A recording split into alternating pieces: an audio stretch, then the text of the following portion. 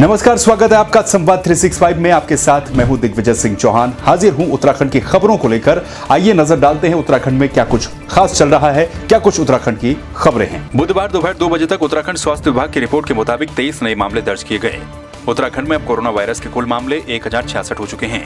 बुधवार दोपहर 2 बजे तक जारी रिपोर्ट के मुताबिक हरिद्वार से 9 केस दर्ज किए गए, जबकि चमोली से 4, नैनीताल, देहरादून और पौड़ी से एक केस दर्ज किए गए। इसके साथ ही कुल कोविड-19 मरीजों की संख्या 1066 पहुंच चुकी है। बुधवार को 7 मरीज ठीक होकर वापस भी अपने घर लौट चुके हैं। प्रदेश में अब एक्टिव केस 795 हैं, जबकि मरने वालों की संख्या भी 8 हो चली है। गैरसैंण में लगातार कोरोना के बढ़ते मरीजों के आंकड़े से प्रशासन की चिंता भी बढ़ गई है। भराड़ीसैंण क्वारंटीन सेंटर में रह रहे 8 प्रवासियों की रिपोर्ट पॉजिटिव पाई गई है, जिनमें से 3 संक्रमित मरीज कर्णप्रयाग ब्लॉक के कोचर के निवासी हैं, तो वहीं 5 संक्रमित मरीज गैरसैंण ब्लॉक के रहने वाले हैं। चमोली जिले में संक्रमित मरीजों का आंकड़ा 23 हो चला है। चिकित्सा अधीक्षक मणिभूषण पंत ने बताया कि सभी पॉजिटिव मरीजों को कोविड-19 चिकित्सालय गोपेश्वर में उपचार के लिए भेज दिया गया है। कल पॉजिटिव आए वो टोटल 8 हैं। 3 की रिपोर्ट सुबह आई थी पॉजिटिव, 3 शाम को आए थे और 2 रात को आए थे।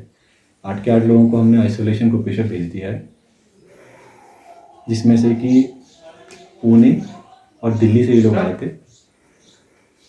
इसमें से 3 लोग शाम को जो पॉजिटिव आए वो गैरसैंण के रहने वाले हैं, और जो 2 रात को पॉजिटिव आए हैं वो भी गैरसैंण के ही रहने वाले हैं। अभी हमारे पास कुल हमने जो सैंपल भेजे हैं 316 हैं। चमोली में राज्य मंत्री धन सिंह रावत ने कलेक्ट्रेट सभागार में जिला खनिज न्यास की बैठक ली। बैठक में प्रभारी मंत्री ने जिला न्यास निधि से कोविड-19 से बचाव के लिए स्वास्थ्य विभाग को जरूरी सामग्री हेतु 25 लाख रुपए देने की स्वीकृति प्रदान की। खनिज अधिकारी दिनेश कुमार ने खनिज न्यास निधि की जानकारी देते हुए बताया कि वर्तमान में इस निधि में 1.49 करोड़ की धनराशि जमा है। साथ ही प्रभारी मंत्री ने कोविड-19 को लेकर मौजूदा स्थिति की समीक्षा भी की। उन्होंने होम क्वारंटीन लोगों के स्वास्थ्य जांच के लिए जिले में सभी आशा वर्कर्स को शीघ्र इंफ्रारेड गन मीटर उपलब्ध करवाने के निर्देश सीएमओ को दिए। इससे पूर्व मंत्री ने नगरपालिका गोपेश्वर सभागार में प्रेस वार्ता करते हुए केंद्र सरकार के दूसरे कार्यकाल के 1 वर्ष पूरे होने पर केंद्र की उपलब्धियों की विस्तार से जानकारी दी। हमारी जो प्रेस कॉन्फ्रेंस थी, हमारे लोकप्रिय प्रधानमंत्री जी का जो दूसरा कार्यकाल है उसका 1 साल पूरा हुआ है, और भारतीय जनता पार्टी ने निर्णय लिया है कि पूरे देश में हम लोग प्रेस कॉन्फ्रेंस करेंगे। हम लोग 1000 रैलियाँ कर रहे हैं, वर्चुअल रैलियाँ कर रहे हैं, व्हाट्सएप के माध्यम से जो है प्रत्येक बूथ तक जा रहे हैं, और भारत सरकार की जो उपलब्धियाँ हैं 1 साल की उनको और प्रदेश सरकार की उपलब्धियों को घर घर पहुंचाने का काम भी हमारे बूथ के कार्यकर्ता करने वाले हैं। दुग्ध एवं सहकारिता मंत्री धन सिंह रावत ने उन तमाम अफवाहों पर विराम लगा दिया जो पिछले कुछ दिनों से सोशल मीडिया में चल रही थी। अफवाहें थी कि धन सिंह रावत को कार्यकारी मुख्यमंत्री के रूप में पेश किया जा रहा है। जनपद रुद्रप्रयाग में एक बैठक में शिरकत करने आए मंत्री धन सिंह रावत ने बताया कि उत्तराखंड के मुख्यमंत्री त्रिवेंद्र सिंह रावत बेहतर काम कर रहे हैं और उनके कार्यकाल में राज्य का चहुमुखी विकास भी हो रहा है। मुख्यमंत्री की इसी लोकप्रियता के कारण विरोधी बौखलाहट में हैं।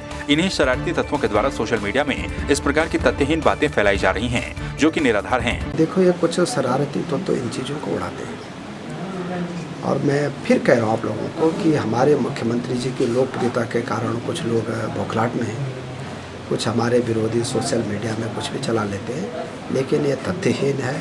और हमारे मुख्यमंत्री जी बहुत अच्छा काम कर रहे हैं, वो पूरे उत्तराखंड में बहुत लोकप्रिय हैं, और मैं अपनी ओर से भी उनको बधाई दे रहा हूँ कि वो बहुत अच्छा काम कर रहे हैं, और मैं रात दिन उनके साथ में काम पीछे करता हूँ। पिथौरागढ़ जिले के प्रभारी मंत्री अरविंद पांडे ने मीडिया से बातचीत करते हुए मोदी सरकार के 1 साल के कार्यकाल की उपलब्धियां गिनाई।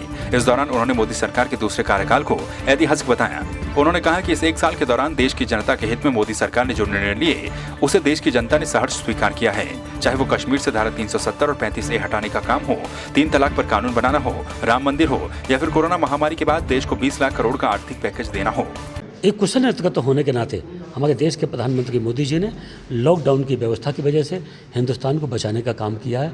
यह दूसरी पाली का मोदी जी का अपने आप में एक बहुत बड़ा संदेश है, और जो हिंदुस्तान को बचाने के साथ साथ उन्होंने विश्व को एक मैसेज दिया है कि ईमानदारी से और दृढ़ संकल्प से कोई काम किया जाए तो निश्चित ही बड़ी बड़ी चुनौतियों का भी सामना किया जा सकता है और उससे बचाव भी किया जा सकता है। कांग्रेस प्रवक्ता मथुरा दत्त जोशी ने कैबिनेट मंत्री सतपाल महाराज पर मुकदमा दर्ज करने की मांग की है। जोशी का आरोप है कि मंत्री सतपाल महाराज ने कैबिनेट को अंधेरे में रखा, जबकि उन्हें पता था कि उनकी पत्नी कोरोना संक्रमित हैं। साथ ही कांग्रेस नेता ने सरकार से मांग की है कि मंत्री के खिलाफ तत्काल आपदा प्रबंधन अधिनियम के तहत कार्रवाई की जाए।